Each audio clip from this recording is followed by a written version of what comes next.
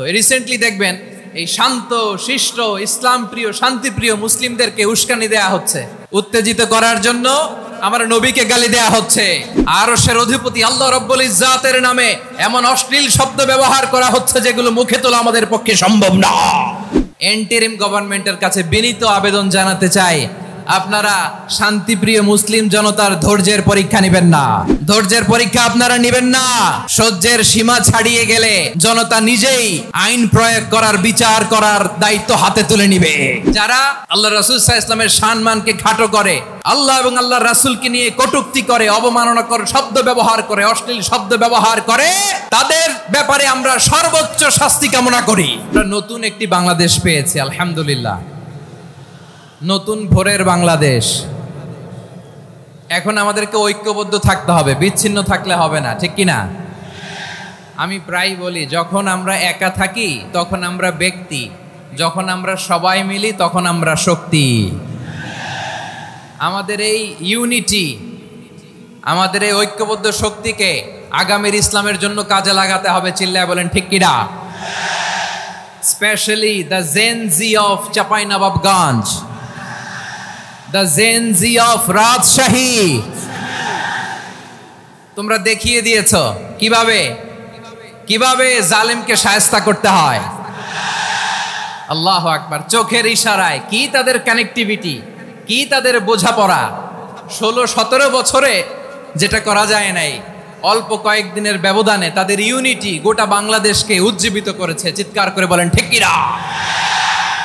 এই উচ্ছ্বাস, এই ইউনিটি, এই সম্প্রীতি আমাদেরকে বজায় রাখতে হবে।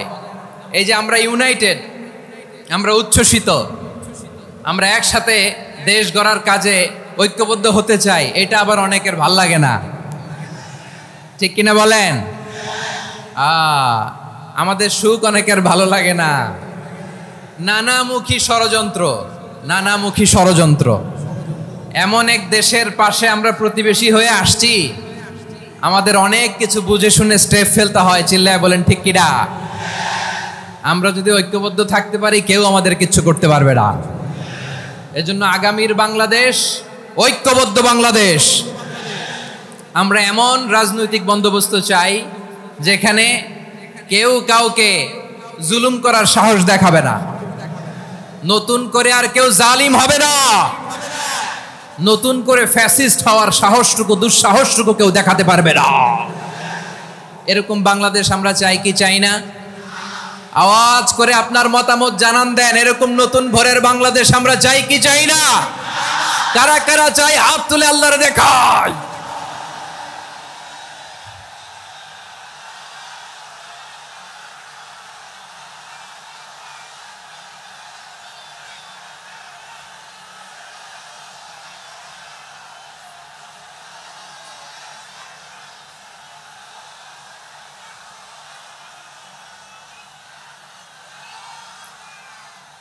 মাশাআল্লাহ, মাশাআল্লাহ। বসুন আমার চাঁপাইনবাবগঞ্জের ভাইয়েরা। আমরা এই স্বাধীনতার পর থেকে এটাই দেখেছি, লুটপাট, দুর্নীতি, মারামারি, দেশের টাকা পাচার, আছে না নাই? এগুলোর পুনরাবৃত্তি আমরা চাই। নতুন ভোরের বাংলাদেশে এগুলোর পুনরাবৃত্তি না হোক। জোরে বলেন ঠিক কিনা?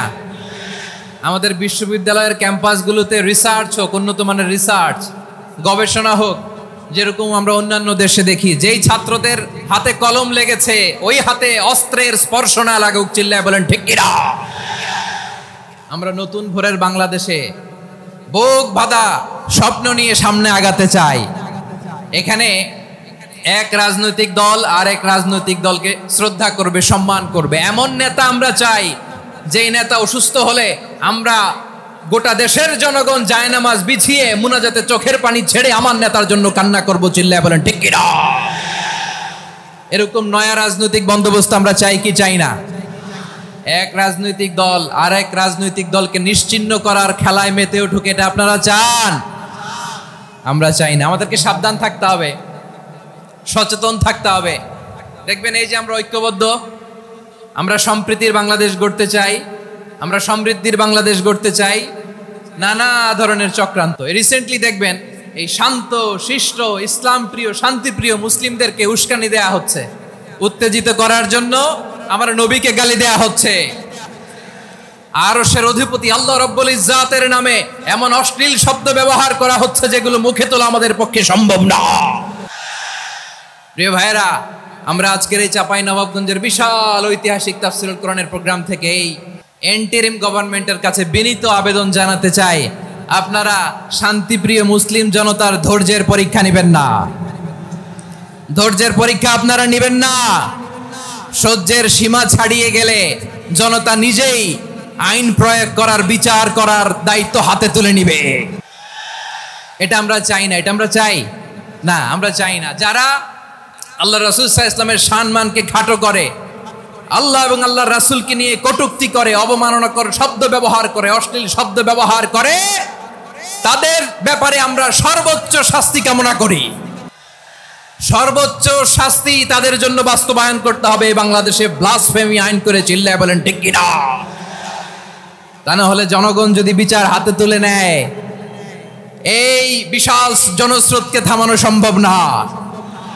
আমরা শান্তি চাই কি চাই না? আওয়াজ করে বলেন। আল্লাহর নবীর বিরুদ্ধে, আল্লাহর রাসূল সাল্লাল্লাহু আলাইহি ওয়াসাল্লামের সম্মানকে খাটো করে কবিতার নামে, গদ্যের নামে অশ্লীল শব্দ চয়নকে আমরা মেনে নিব? অশ্লীলতাকে আমরা মেনে নিব?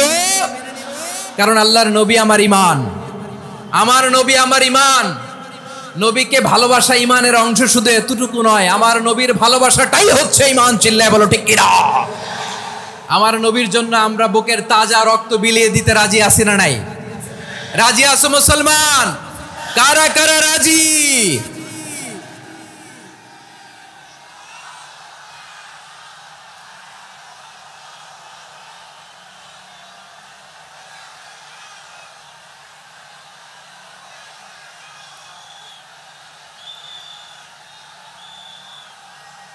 মাশাআল্লাহ, মাশাআল্লাহ।